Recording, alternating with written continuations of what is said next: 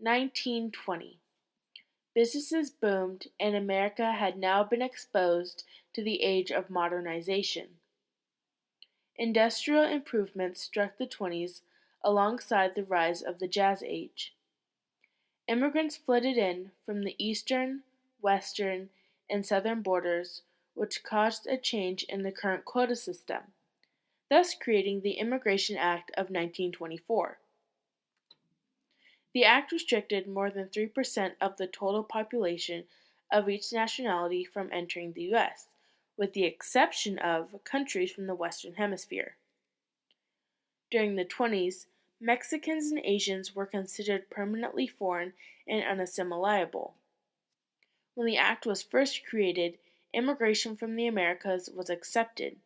However, soon after, Mexican laborers were denied legal entry, thus causing numerous illegal entries into the U.S. Then, the Depression hit.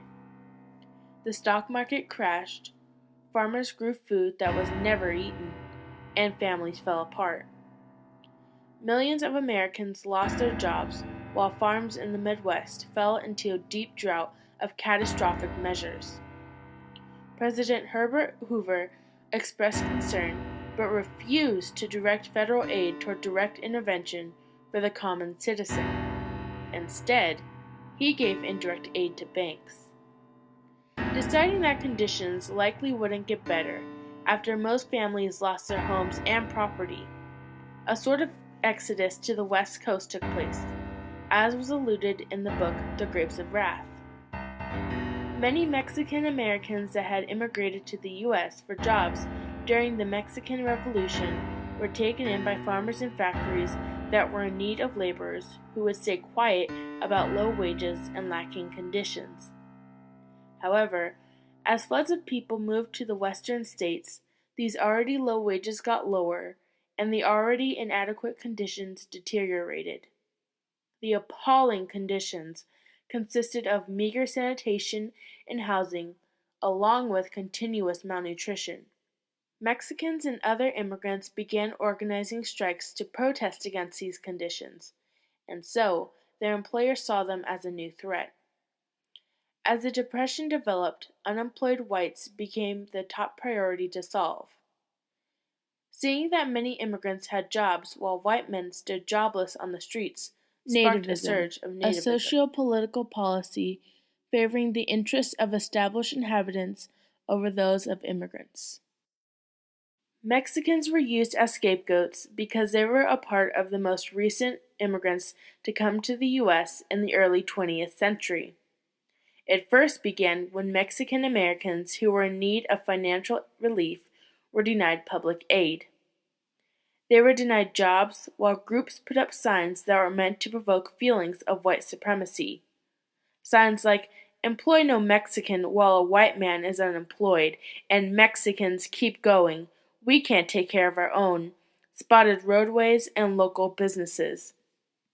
These signs were directed at every Mexican immigrant, legal and illegal, including Mexican American citizens who had been born and raised in the U.S. As tensions rose, immigrants were required to carry around proof of legal residency. Then, the U.S. threw out an ultimatum: leave voluntarily or we'll deport you. Panicked illegal Mexican immigrants moved back to Mexico. Immigration inspectors checked boarding houses, restaurants, and pool rooms without warrants as Mexicans were pressured to leave through raids. The La Placida Raid, a raid that took place February 26, 1931 in the La Placida Park.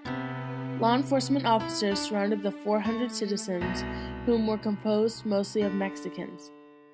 Citizens were forced to show proof of residency or passports to prove their legal occupancy.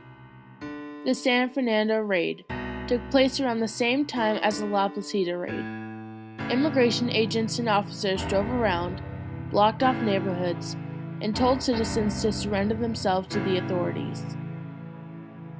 Made to feel unwelcome by fellow citizens as well as employees, many legal Mexican immigrants left voluntarily, even if they were second-generation legal citizens. Such was the case of Emilia Castaneda, whose father stated there's no work left for Mexicans, and decided to move his family back to Mexico.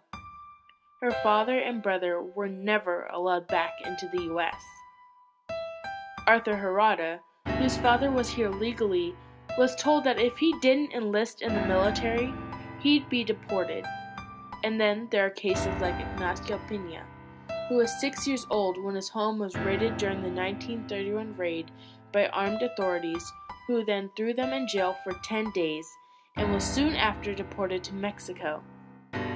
In many cases, those who were deported were rejected culturally because they were seen as Americans to the Mexican populace. They suffered through terrible conditions while also being denied re-entry. In Peña's case, his family was stuck in the Mexican slums for 16 years, and his father died of black lung disease soon after they were deported. His family also suffered from typhoid fever that same year. He even stated that they were misfits there. Many families had to suffer through the lack of food, property, money, and the ongoing struggle of prejudice, while those stuck in the course of deportation suffered through the lack of due process. They were refused lawyers, and their legal process lacked formality. And so, in just 2 short years, 1/3 of them were gone. Finally, around the end of the Great Depression, 500,000 to 2 million Mexican Americans had been deported. Throughout the 20th century, American immigration laws fluctuated alongside conditions. Protests against restrictions were carried out, but would be drowned out by the ever-present prejudices of the 1900s.